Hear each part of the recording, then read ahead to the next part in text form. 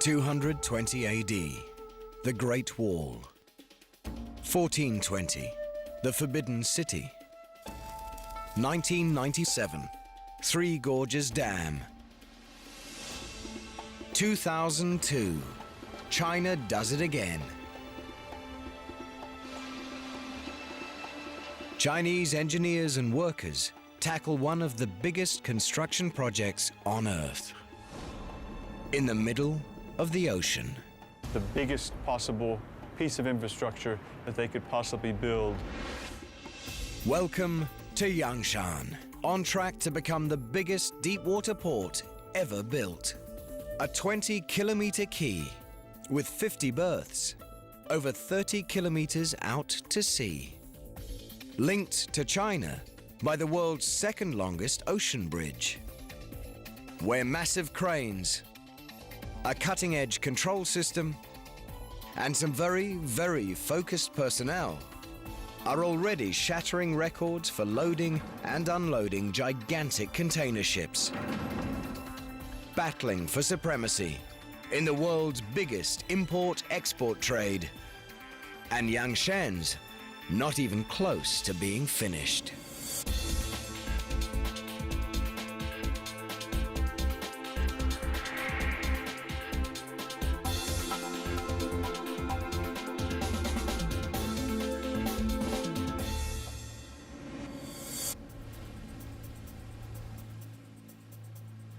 Spring 2007.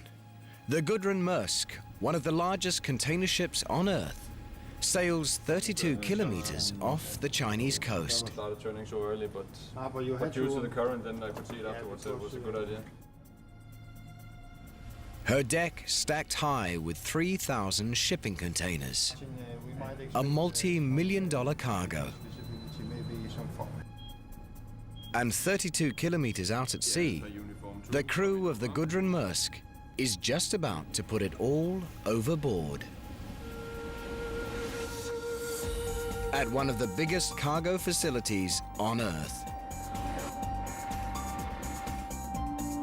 The Yangshan Deepwater Container Port.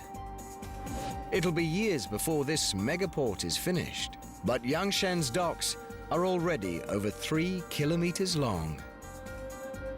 On those docks, some of the world's biggest and brawniest cranes,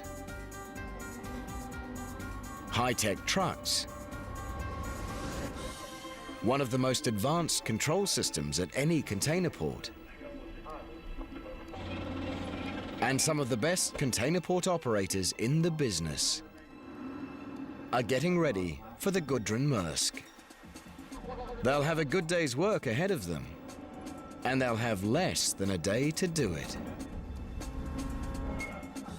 From the moment this giant ship docks, they'll have just 20 hours to unload her 3,000 shipping containers and load her up with 2,000 more. Then they'll have to move the 3,000 unloaded containers to the mainland, over 32 kilometers of open sea. And there's no room for error. Every ship, every day, Yangshan's battling powerful rivals for supremacy in a billion-dollar business.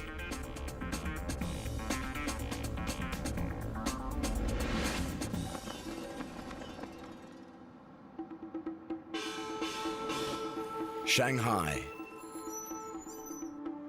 China's biggest city and the world's busiest cargo port.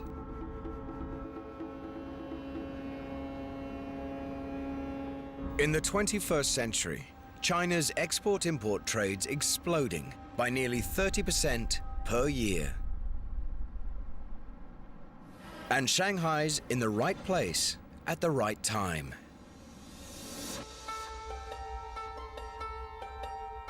Located about halfway down the Chinese coast, right at the point where the Yangtze, the world's third largest river, empties into the sea.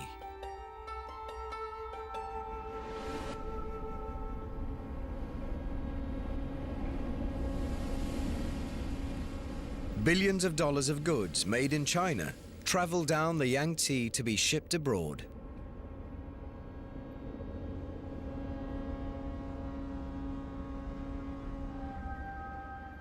In 2001, that was 300 million tons of cargo. By 2005, it was nearly 800 million.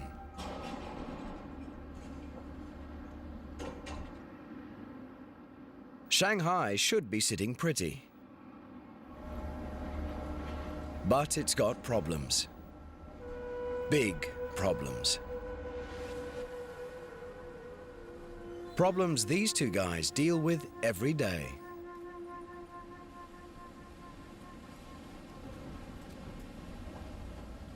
Wu Jiangwen and Jiang Wei are Shanghai harbor pilots.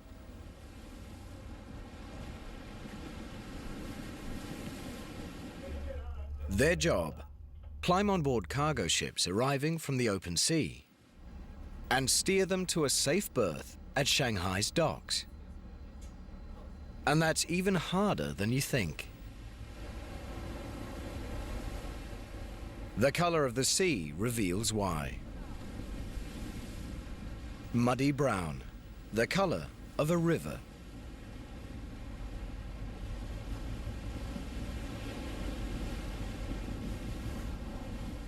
Every year, millions of tons of silt wash down the Yangtze River and into the sea.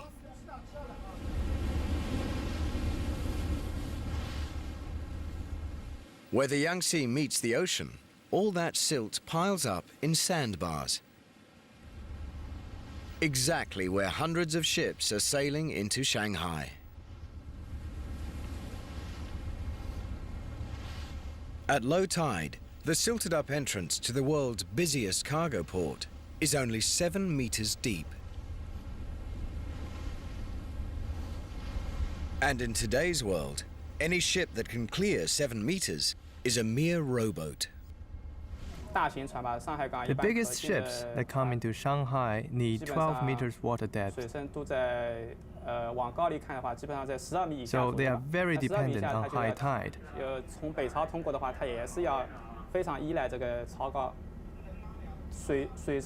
So when we go in or out of port, we have to pay very careful attention to the height of the tide. Today's vessel needs only 8 meters depth. It cleared the sandbars at high tide. But that doesn't mean Wu Jiangwen and Jiang Wei are having a nice day. They look relaxed, but they know their problems are just beginning.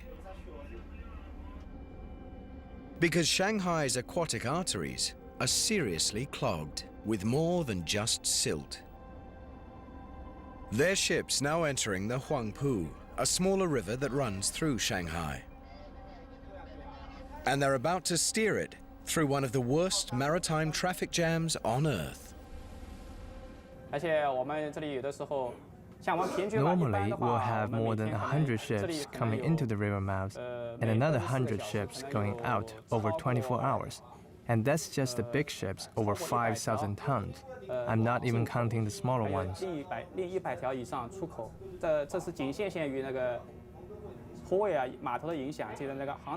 is not a simple matter of one ship following another. There are ports all along the river. Ships have to cut across traffic, so there is a lot of risk. Shipping expert Matthew Flynn compares sailing up the Huangpu to commuting to work in the middle of the Indianapolis 500. It's probably one of the most exciting and memorable journeys that any ship captain can make. That doesn't mean that he's looking forward to it. It's probably the most challenging port entrance there is in Asia. And believe it or not, there's more. If you measure the Huangpu River bank to bank, it's 400 meters wide. But our two pilots know they're working with a lot less. The navigable waterway, the waterway that's deep enough, is fewer than 300 meters wide. In some places, it's only a bit more than 200 meters. And that worries Shanghai pilots, because a moving ship needs a distance 3 to 5 times its length to turn around. To avoid a collision, a 100-meter-long ship will need 300 to 500 meters. And on the Huangpu, it isn't going to get it. For instance, the ship we're on today is 145 meters long. So when it comes into the river, it can't turn itself around.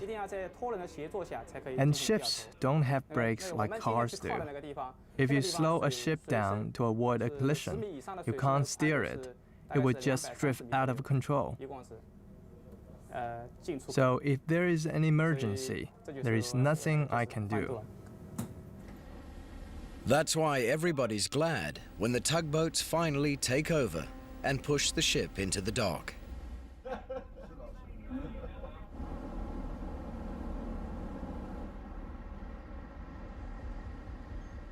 Because to these guys, a cruise up the Huangpu is about as relaxing as steering a runaway truck through a crowded shopping mall. Shanghai's navigational challenges make life interesting for Wu Zhanwen and Jiang Wei. But why should they be a big problem for Shanghai? After all, Shanghai's been a world-class port for decades. All that time, the Yangtze was choking with silt. And the Huangpu was never much wider. So what's changed? This has. The size of the ships sailing into Shanghai. Gigantic container ships. The most cost-effective way to move enormous quantities of freight around the planet. If they can't get their cargoes in and out of Shanghai, Shanghai can't give the world what it needs. Ships will go elsewhere, and Shanghai will be left behind. After World War II, shipping containers revolutionized the cargo industry. Unlike loose cargo, packed containers could simply be offloaded onto waiting trucks and driven away. The first ships carried only a few dozen containers. It didn't take a shipping genius to realize that the more containers one ship could carry per voyage, the more money ship owners would make. So container ships got bigger and bigger and bigger. Well, if you're making $1,000 per container that you're hauling across the ocean, it's a dollar and cents type of equation. The bigger ships that you can build, the more cargo that you can carry. In the 1990s, Shanghai built new container ports at Waigaoqiao on the ocean just beyond the mouth of the Yangtze. Ships docking at Waigaoqiao didn't have to sail up the Huangpu, and the water there was over 12 meters deep. For a time, things seemed fine, but then the ships got even bigger. As big as the Gudrun Maersk, over 40 meters wide, over 300 meters long, longer than the Eiffel Tower, and needing deeper water than Waigaoqiao could offer.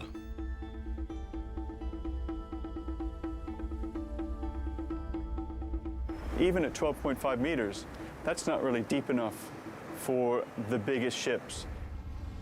We're talking 9,000, 10,000, 13,000 TEU container ships. So you really want something that's at least 15 meters. Today's megaships, like the Gudrun Maersk, are in a class by themselves. A class called Post-Panamax, because they're too wide to fit through the Panama Canal. And they're also too big for Shanghai. Steering a 350-meter-long vessel up the traffic-choked Huangpu isn't the best idea. And the Huangpu's 400-meter-wide channel isn't much wider than the Gudrun Maersk is long. Turning would be a nightmare. And in the early 1990s, Shanghai gave the world's biggest ships something else to worry about. 2 suspension bridges spanning the Huangpu. 那个地方它就是要过一座大桥，那个大桥的那个 If a big ship came in, it could not pass under the Huangpu Bridge. Only ships of 48 meters tall or under can pass 48 米以 under 下 that 是可以 bridge. 过的，但是它当时就超过了48米。In the 21st century, 30% of the world's shipping containers were traveling on post-Panamax vessels. And Shanghai still wasn't deep enough, wide enough, or big enough to let those ships come in. Problems competing ports like Hong Kong and Singapore didn't have. As China's economy exploded, everyone wanted a piece of the action. Shanghai couldn't handle the business, it would have gone elsewhere. 2002, Shanghai's leaders roll the dice on a bold solution. At a place called Yangshan, 32 kilometers offshore, where the water was 15 to 20 meters deep.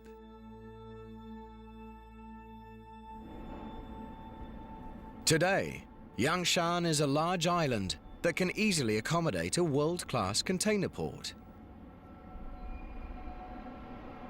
But when Shanghai's engineers chose it, over 60% of it didn't exist. Yangshan was just what nature made it, a collection of tiny islands,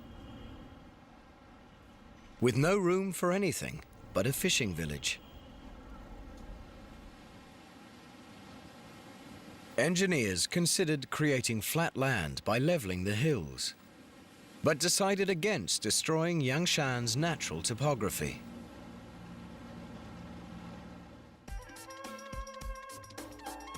Instead, they decided to build the world's biggest container port virtually from scratch. Yangshan Port is this enormous deep water project that was built kind of on a fresh sheet of paper, the biggest possible piece of infrastructure that they could possibly build to stamp Shanghai's kind of dominance over container shipping.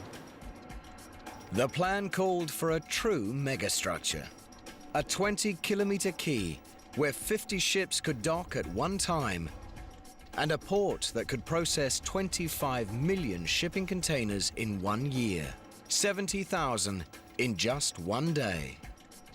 Price tag, an estimated $18 billion.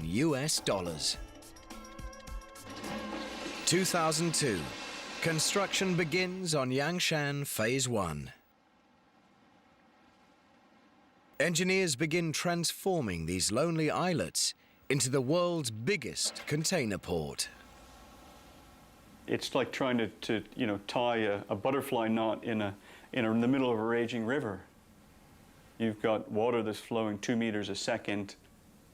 These guys are up against typhoon, bad weather, fog. They're 35 kilometers offshore. There's no power, there's no water. There's probably more inhospitable locations, but there certainly isn't a tougher location to work in for such a big project. Failure is not an option, and neither is delay. Shanghai's container traffic is growing by 30% every year. To build Yangshan, engineers must create an artificial island with a 10-square-kilometer port, bigger than 20,000 basketball courts, in ocean 15 meters deep. And that will take thousands of millions of cubic meters of soil. How do you get it? Enter the Sea Dragon, the mega dredge. Built in the Netherlands to clear Shanghai's monumental silt, this is a dredge like no other. When the Sea Dragon swings into action, you can see how it got its name. Its two massive suction arms bear an uncanny resemblance to monsters of the deep.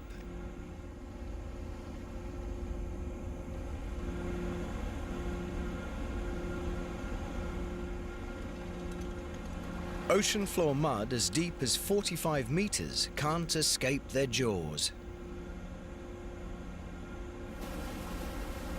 And they don't just eat a lot, they eat fast, thanks to some mega power topside. In the belly of this beast, two turbocharged 12-cylinder diesel engines generate 9,000 kilowatts of power each. With that kind of power, the Sea Dragon only needs to pump 1 hour to fill its hopper with mud. In China, 8 is a lucky number, so the Sea Dragon's hopper holds 12,888 cubic meters. That's over 200,000 kegs of beer. Once the hopper's full, two gigantic pumps drain the water from over 12,000 cubic meters of mud.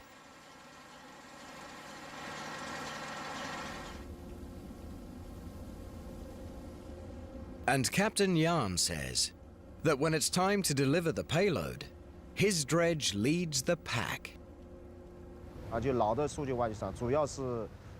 ships can only dump sand, but the Sea Dragon can blow or spray it.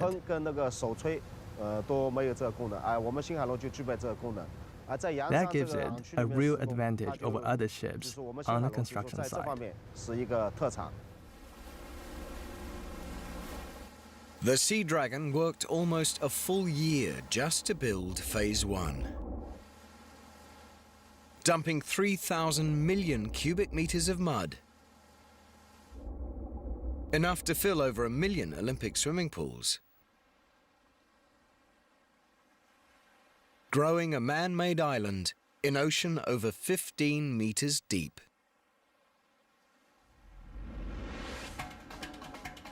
The Sea Dragon's done its job. For now. But there are still 2 more phases of Yangshan to build. And they'll need 13 billion cubic meters of mud. Enough to fill Loch Ness. Turning open sea into 10 square kilometers of world-class container port in under 4 years is pretty impressive. But Yangshan only proves itself when the world's biggest container ships come to call. Now, one of the biggest, the Gudrun Maersk, is ready to unload. And the port of Yangshan has to unload her 3,000 containers, reload her with 2,000 more, and send her on her way in just 20 hours. Over those 20 hours, Yangshan's state-of-the-art technology and the people who run and manage it must once again show the shipping world that they're among the best. Because in this high-stakes world, no matter how good you are, you're only as good as your last ship.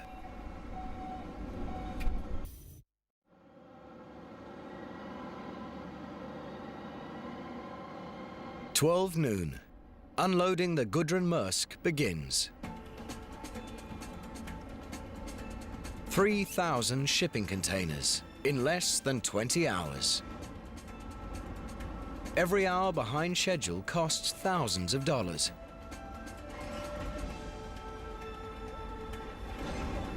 And takes you down a notch in the eyes of the shipping world.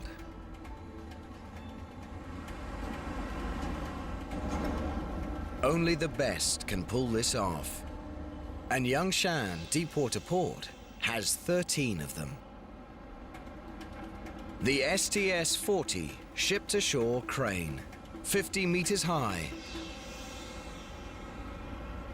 That's as tall as the fabled Godzilla. And they're manufactured right in the neighborhood, at the Zhenhua Company on Chongqing Island at the mouth of the Yangtze, only 125 kilometers from Yangshan, the biggest crane factory in the world. But even at this mega factory where mountains of metal seem to float on air, the Yangshan cranes were a tall order.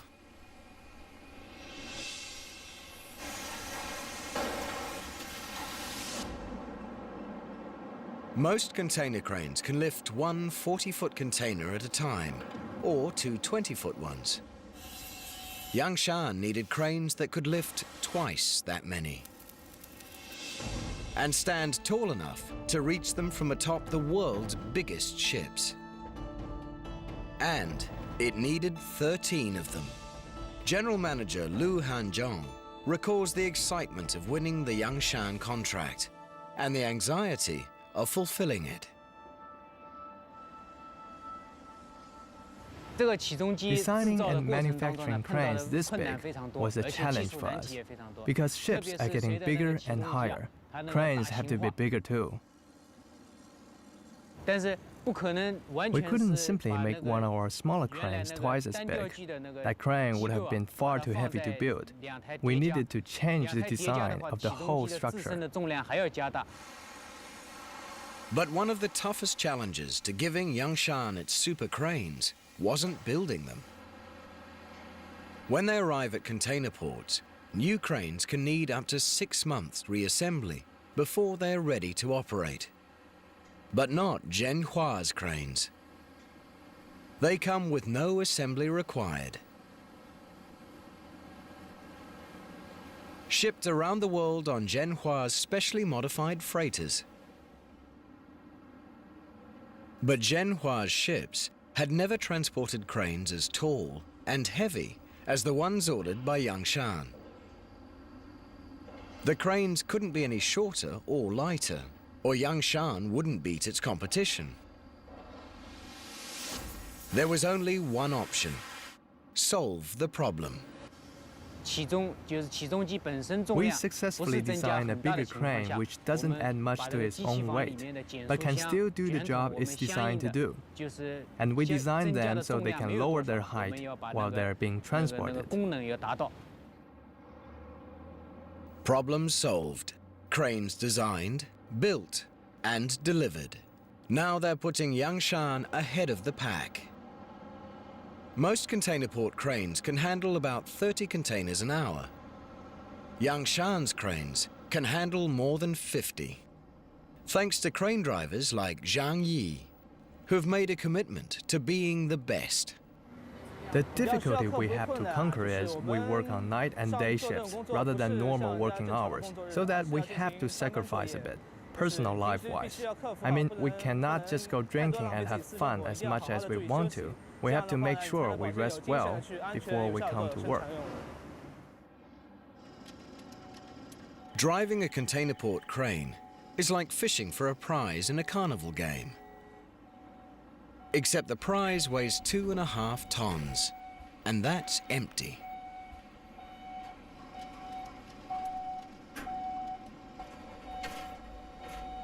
Sitting in a cab meters up, the operator has to maneuver the crane's lifter, called a spreader, into position over each container, then lower it by eye and by hand.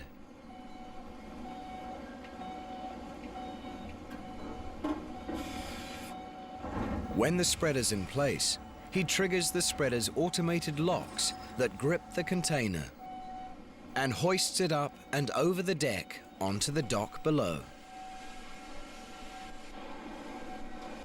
lining it up precisely with the truck that will carry it away. And then do it again, and again, and again. And if you think unloading is tough, try loading. To load a ship, a crane operator has to position a 20-foot container onto pins on deck and slide it precisely into grooves built into the cargo hold, so containers won't move at sea.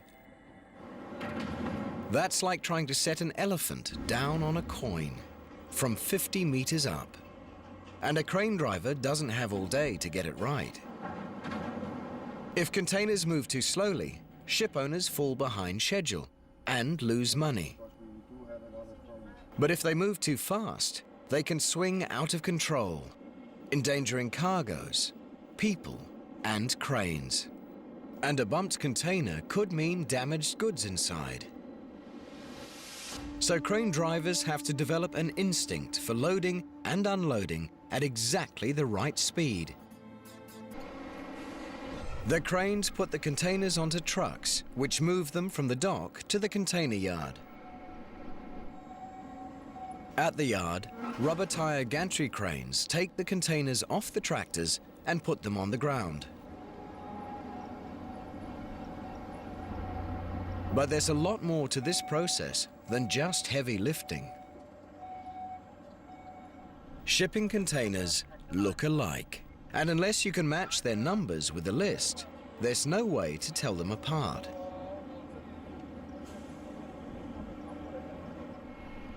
From the moment they leave the Gudrun Maersk, 3,000 containers have to be precisely tracked.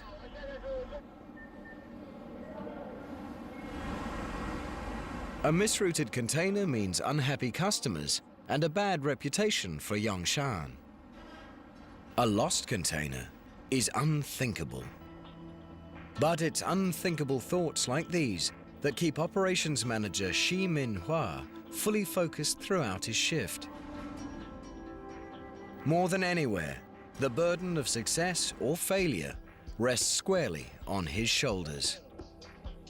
For the duration of his shift, he'll bear the ultimate responsibility for keeping the operation on time and on track.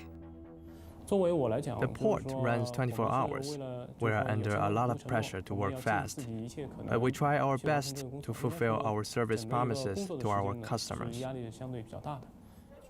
If anything does go wrong, the buck stops with Shi Minhua. And there's plenty that could go wrong.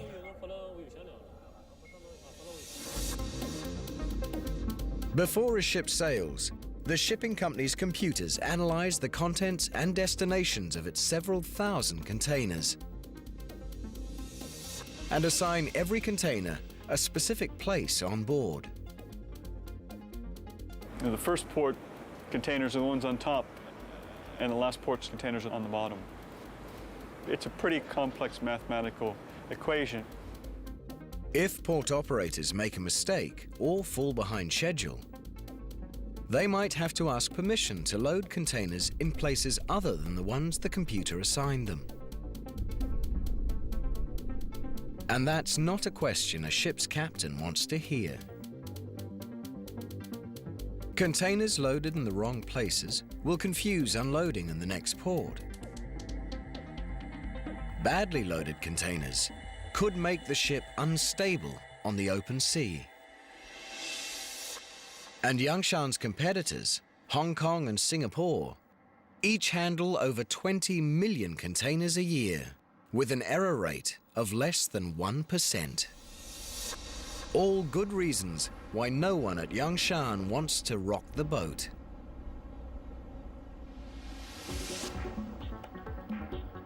Fortunately, Yangshan has a brain to match its brawn. A cutting-edge control system developed by the port of Shanghai.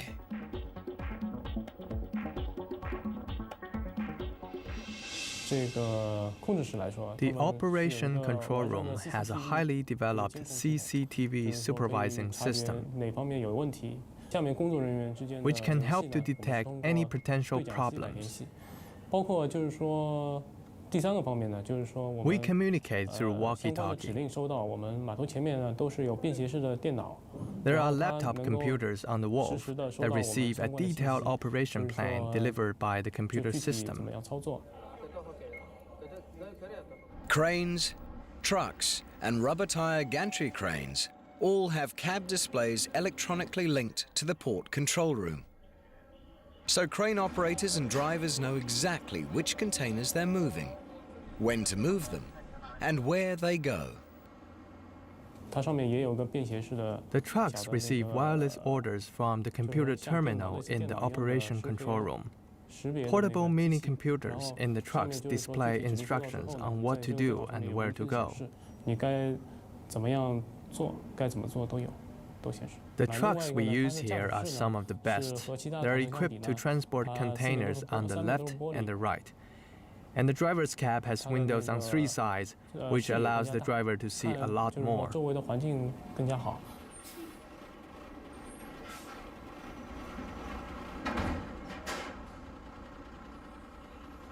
The Yangshan system maximizes efficiency.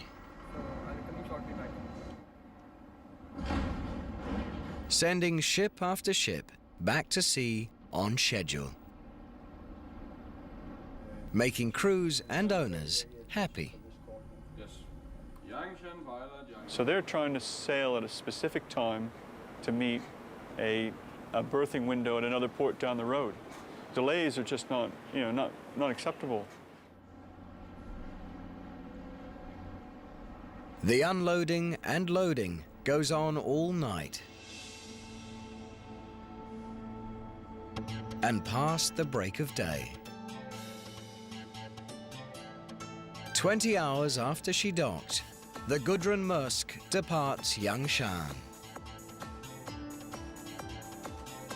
leaving behind 3,000 containers filled with imported goods. Taking with her 2,000 others filled with exports. Xi Minhua and the Yangshan team can finally relax and call it a day. A very long day. But Yangshan's job isn't over yet. 3,000 shipping containers have to be delivered. Customers have waited weeks for the Gudrun Maersk to bring them across the ocean.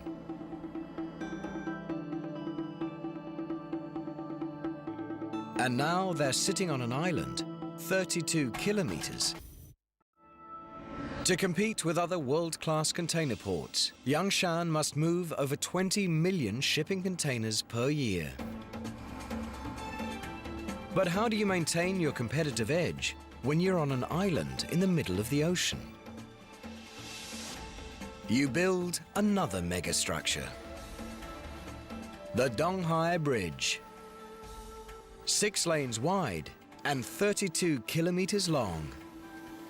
More than 12 times longer than the Golden Gate Bridge. The second longest ocean-spanning bridge in the world. The longest is just 80 kilometers to the west, spanning Hangzhou Bay. Building a bridge this long on land would be tough.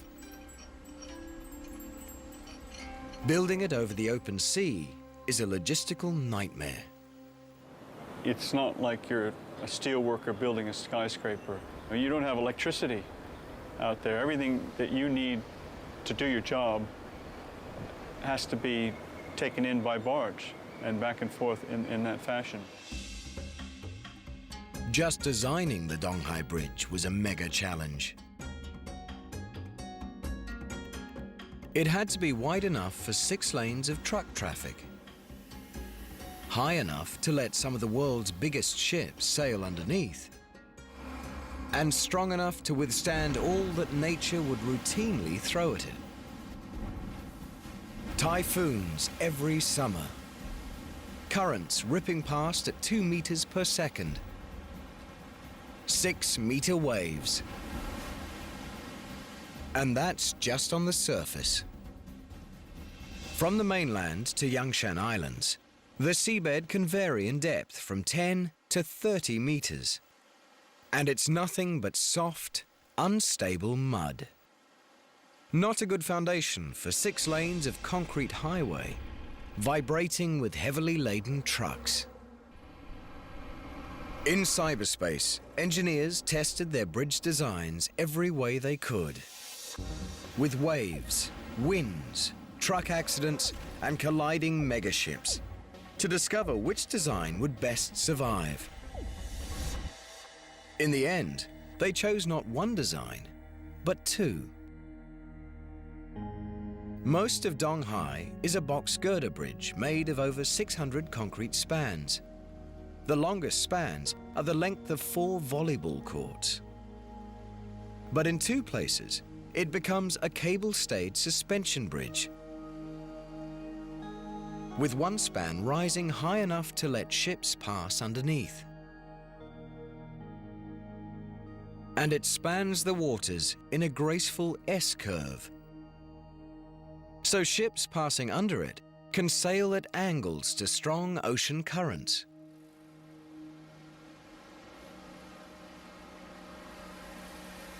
By 2002, engineers had a bridge that worked beautifully, on paper and in their computers.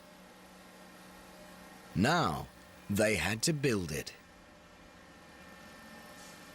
First challenge: anchor kilometers of concrete in waterlogged mud, firmly enough to stand up in a typhoon. Engineers drove over 6,000 foundation piles into the sea floor, positioning them with GPS and 7 satellites within a 3 to 5 millimeter accuracy. 20 plus meters of water, then another 40 meters down below before they actually reached bedrock. Next problem: how to build 600 concrete spans, some weighing over 2,000 tons. In the middle of a sea so rough, construction's possible only 6 months of the year. The solution was not to even try. Instead, the Donghai's builders pre-built its massive spans on land and towed them out to sea. I mean, it would be craziness to try to build the bridge, piece by piece in that position. And they had to actually, in the middle of the process, actually construct this new barge with 1,600 ton lifting capacity to move these bridge sections into position. From start to finish, nothing was routine about building Donghai Bridge, including the workers' lives. As construction moved further out to sea, massive bridge pilings did double duty as dormitories. On 10 December 2005, 42 months after construction began, the Donghai Bridge opened to traffic.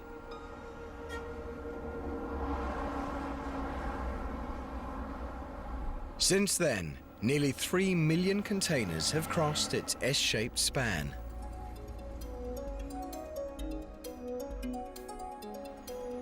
Under the watchful eyes of bridge operators. From this high-tech control room, they miss nothing that happens on, over, and under the world's second longest ocean bridge. Their eyes, some 80 surveillance cameras placed along its 32-kilometer length. Electronic eyes that never close. And for good reason. The Donghai Bridge is a triumph of engineering over nature.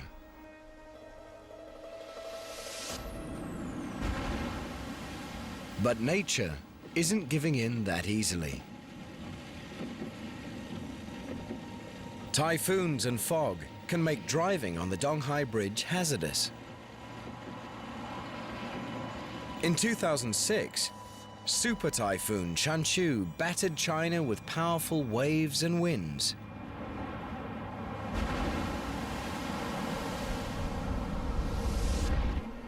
The bridge stood its ground. And by mid-2007, Yangshan had moved Shanghai from world's 3rd biggest container port to number 2. Only 1 million containers behind its rival Singapore. When it's completed in the year 2020, Yangshan Island will be the world's biggest container port. Its wharves stretching an awesome 20 kilometers, with berths for 50 ships, capable of handling 25 million shipping containers a year. No city has ever achieved what Shanghai has done with the Yangshan Deepwater Port. It was a tremendously visionary project.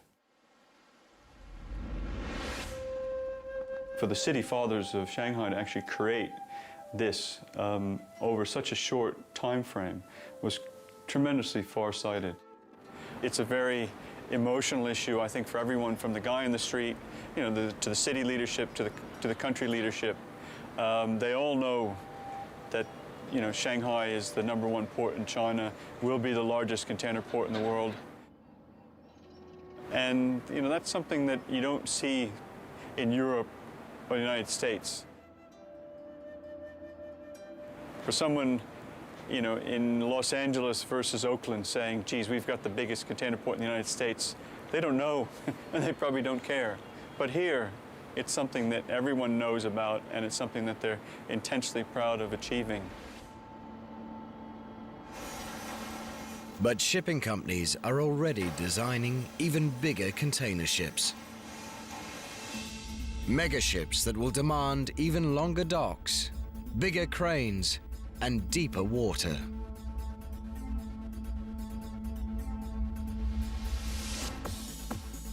The biggest container port ever built may someday be just the first phase of an even bigger one.